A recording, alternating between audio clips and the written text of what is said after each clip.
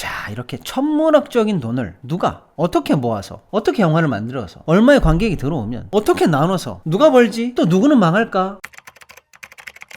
금융, 경제, 이 세상 재밌는 이야기 시동이키의 시동입니다. 반갑습니다. 설명의 왕! 구독, 액션, 큐! 자, 한창 더운 여름입니다. 방학에, 휴가에, 이럴 땐 역시 시원한 극장에서 재밌는 영화가 최고의 피서 아니겠습니까? 그래서 한여름 극장가를 영화계에서는 최고의 성수기로 꼽고 있습니다. 이 시기에 개봉하는 영화가 1년 중에서 가장 중요합니다. 여름에 관객을 왕창 끌어모아야 되고요. 이게 만약에 히트를 쳐서 조금만 더 간다면 추석까지 그냥 연결되죠. 그럼 이게 바로 천만 영화 딱! 그래서 영화사들은 여름 시장을 겨냥한 영화를 아주 정성 들여서 심혈을 기울여서 만듭니다. 많은 자본과 많은 인력이 투입되고요. 이런 영화를 텐트폴 영화라고 합니다. 텐트폴? 뭐지? 텐트. 그냥 텐트예요. 우리 공원에서 캠핑장에서 치는 텐트. 그럼 폴은 기둥이요. 폴대 할 때 그 폴. 텐트를 받치는 기둥. 텐트폴. 영화사, 스튜디오 전체를 받쳐주는 기둥 같은 영화, 간판 영화, 돈이 제일 많이 들어간 가장 중요한 영화를 바로 텐트폴 영화라고 합니다. 그래서 영화사들의 텐트폴 영화는 대부분 여름에 개봉하죠. 올여름 우리 곁으로 찾아왔던 텐트폴 영화들 한번 볼까요? 외계인! 이거 외계인이라고 있는 건지 모르겠어요. 제작비가 무려 330억. 한산, 용의 출연, 제작비 270억. 이순신 장군 영화는 무조건 봐야 됩니다. 제목만 있고 내용이 없어도 봅니다. 저는 국뽕으로 갑니다. 자, 비상선언, 제작비 260억. 헌트, 제작비 205억. 와, 헌트는요 포스터가 대통령을 제거하라야 일단 기대됩니다. 제작비부터 아주 쟁쟁합니다. 텐트폴까지는 아닌데 또 제가 직접 봤던 영화 헤어질 결심은 제작비 113억 정도. 자, 이렇게 천문학적인 돈을 누가 어떻게 모아서 어떻게 영화를 만들어서 얼마의 관객이 들어오면 어떻게 나눠서 누가 벌지 또 누구는 망할까? 궁금하지 않으세요? 궁금하면 500원. 자, 그럼 오늘은 이런 영화와 경제 깊이 있게 들어가 보도록 하겠습니다. 팔로미! 우선 한 편의 영화가 만들어지는 시작점, 그 지점에 있는 회사를 제작사라고 합니다. 땡땡 영화사, 땡땡 필름, 무슨 픽처스, 이런 이름들 들어보셨죠? 바로 이런 회사들입니다. 여기서는 뭐하냐? 영화를 기획 제작합니다. 이런 영화를 만들자. 그럼 시나리오는 어떻게 할까? 감독은 누구 시킬까? 배우는 누구를 캐스팅하지? 총 제작비를 얼마나 잡을까? 제작 실무팀은 어떻게 꾸릴까? 말 그대로 이런 것들을 결정해서 물리적으로 영화 그 자체를 정말 만들어내는 회사들, 제작사. 이런 회사들이 이런 영화 기획을 딱 짠 다음에 그 다음에 누구를 만나러 갈까요? 여기서 등장하는 이름 바로 투자사. 바로 투자사입니다. 기획이 아무리 좋으면 뭐합니까? 돈이 없으면 만들지를 못하잖아요. 투자사들은 제작사들이 제출한 기획안을 검토하고 시나리오를 본 다음에 수익성을 판단합니다. 그리고 투자 여부를 결정하죠. 이렇게 투자가 되는 걸 바로 픽업이라고 얘기합니다. 특히 투자자들 중에서도 가장 많은 돈을 내고 제일 힘있는 투자자를 메인 투자자라고 합니다. 대표적으로는 CJ 엔터테인먼트, 롯데 엔터테인먼트, 쇼박스, 뉴, 메가박스 플러스 M 등등의 업체들이 있습니다. 메인 투자자들이 혼자 돈을 다 내느냐? 아니죠. 다른 투자자랑 함께 합니다. 돈이 없어서가 아니라 돈이 있어도 무조건 분산 투자죠. 리스크 관리입니다. 혼자 몰빵했다가 망하면 어떡해요. 그래서 무조건 여러 투자자들을 낑겨서 같이 합니다. 다른 투자자나 벤처 캐피탈, 여러 펀드들을 통해서 영화 제작 비용이 전부 다 모금이 되죠. 조금 깊게 한번 들어가 보도록 하겠습니다. 요쪽이 또 제 주특기 아닙니까? 금융 파트 아니겠습니까? 영화를 하려고 하는데 돈을 대겠다는 사람들이 쫙 모여 있다고 할게요. 이 사람들이 영원히 갈 회사, 내 자식한테 물려줄 회사, 그런 거 만들려고 모인 게 아니지 않습니까? 딱 한 편 만들고 돈 내고 집행하고 정산하고 맞춰서 딱 수익 갖고 거기서 끝! 그래서 모인 사람들 아닙니까? 이런 사람들을 금융적인 시스템으로 묶어야겠죠. 그 일을 누군가 해야 되겠죠. 사람들 딱 모아놓고 1번 얼마 낼 거요? 2번 얼마 낼 거요? 3번 얼마 낼 거야? 너 수익률 얼마 받고 싶어? 너는 당신 우선 배당 받고 싶어? 당신 좀 후순위를 밀어줄까? 이런 얘기 누군가는 조정해야 되겠죠. 제가 바로 또 이런 걸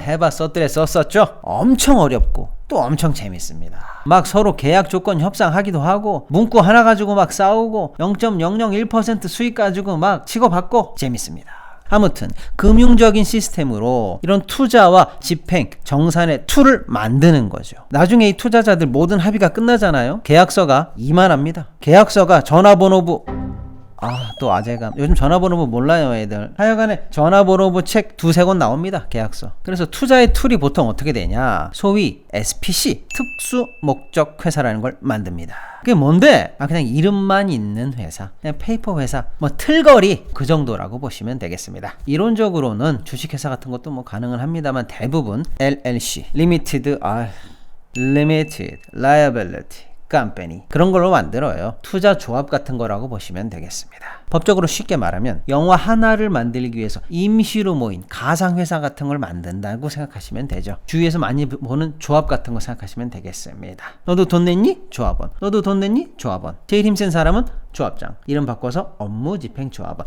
그런 거죠. 하여간에 이런 LLC 같은 것들을 만들어서 투자자들을 쭉 그 안으로 모으고 각자 투자 조건들을 거기서 다 정한 다음에 투자금을 딱 세팅해 놓죠. 여기서 보통 메인 투자자가 한 30%에서 40% 정도 투자금을 넣습니다. 그리고 나머지는 돈만 내는 투자자들이 있죠. 이른바 재무적 투자자. 말이 어렵지 그냥 돈만 내는 쩐주.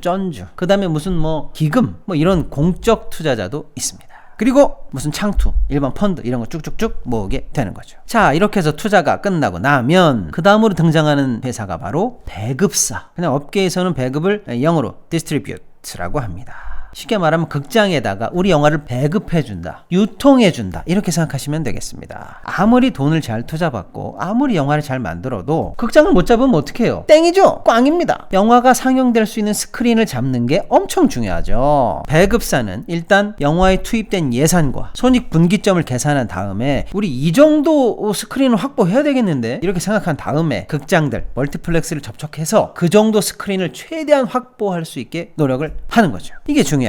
극장을 많이 잡으면 당연히 더 빨리 수익이 올라가죠. 극장 못 잡으면요 결국 땡이에요. 한 300억 들여서 영화 만들었는데 당연히 극장 잡힐 줄 알았는데 갑자기 미국 영화가 극장에 쫙 깔리고 우리 영화 안 받아주면 어떡합니까? 그래서 배급사의 목표는 수익을 빠른 시간 안에 거둘 수 있도록 많은 상영관을 확보하는 겁니다. 우리나라에서는 이런 배급 업무를 하는 회사가 빅4라고 합니다. CJ 엔터테인먼트, 롯데 엔터테인먼트, 넥스트 엔터테인먼트 월드, 쇼박스. 물론 중소업체도 있지만 그냥 여기가 다라고 보셔도 무방합니다. 영화 흥행에서 사실상 배급사 역할이 가장 중요하죠. 그래서 우리나라는 배급사가 투자도 같이 하고 있다고 보시면 됩니다. 자, 그 다음으로 극장이죠. 극장도 사실상 몇 개의 멀티플렉스로 시장이 끝나버렸죠. 게임 끝! 저 어릴 때만 해도 단성사, 피카디리, 대한극장, 서울극장 이런 개별 극장들이 있었었죠. 저는 서편제를 단성사에서 봤고요. 서울극장에서 정우성 주연의 비트를 봤습니다. 개봉하는 날 줄이 얼마나 길었던지.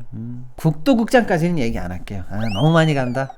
하여간 극장이 있습니다. CGV, 메가박스, 롯데시네마 등등. 눈치 빠르신 분들은 이미 감을 잡으셨겠지만 CJ는 제작도 하고 투자도 하고 배급도 하고 CGV 극장까지 갖고 있어. 롯데도? 그렇죠. 이런 걸 수직 계열화라고 합니다. 맨 위부터 맨 밑에까지 그냥 싹 다 해버리는 거죠. 이게 가끔 문제가 됩니다. 자기들이 투자하고 자기들이 배급해서 자기들 극장이 아주 독과점으로 싹 걸어버리니까 다른 영화 걸 틈이 없게 만들어버리는 거죠. 그런 문제가 있다는 거죠. 하여간 이 제작사, 투자사, 배급사, 극장 여기까지 한번 쫙 둘러봤고요. 그럼 요 회사들이 돈을 어떻게 나누는지 설명 들어갑니다. 예를 들어서 여러분들이 극장에 가서 영화 티켓을 샀는데 그걸 10,000원이라고 해볼게요. 사실은 12,000원, 14,000원도 있지만 계산 편하려고요. 그냥 10,000원이라고 해볼게요. 여러분이 극장에다가 10,000원을 딱 내면 세금으로 정부가 1,000원을 가져갑니다. 그리고 영화 발전 기금으로 300원을 띄어가요. 즉 여러분이 10,000원을 내자마자 13%는 그냥 나라에서 가져갑니다. 자, 이제 나머지 있죠. 87% 8,700원. 그걸 반을 뚝 자릅니다. 그래서 44%를 누가 가져가냐? 극장이 먼저 가져갑니다. 극장이라는 장소를 임대해주고 그냥 반을 가져가 버려. 이러니 건물중화 왕인 나라 아니겠습니까? 하여간 그렇습니다. 자, 이제 43이 남았습니다. 여기서 배급사가 배급 수수료로 10을 그냥 가져갑니다.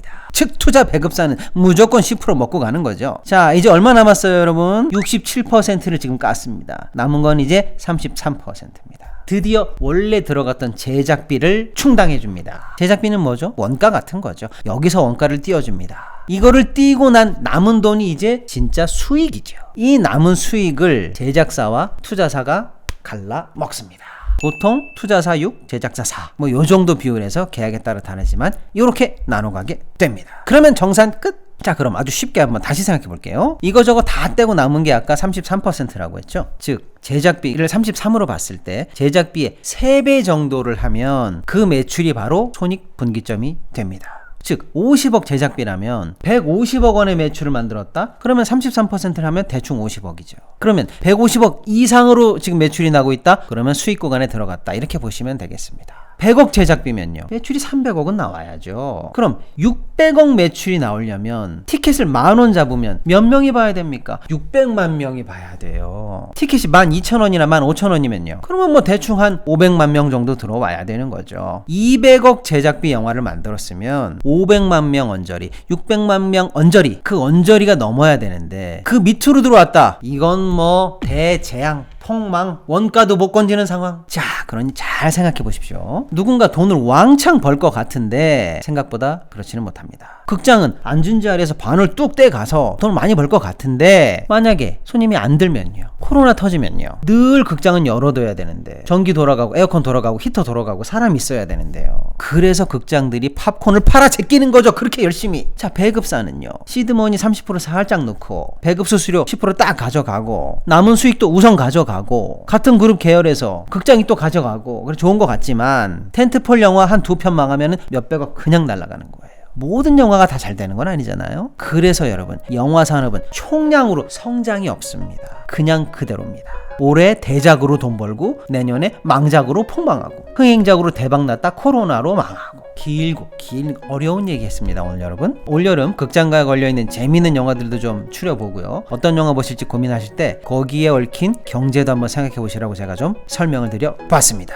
자, 결론! 올여름 돈 버는 자 내년에 어떻게 될지 모르니까 조심해라. 올여름 돈 털린 자 내년에 또 일어날 거니까 힘내라. 야, 근데 그거 외계인인가 그거 어떡하냐, 그거 너무 완전히 망해버렸던데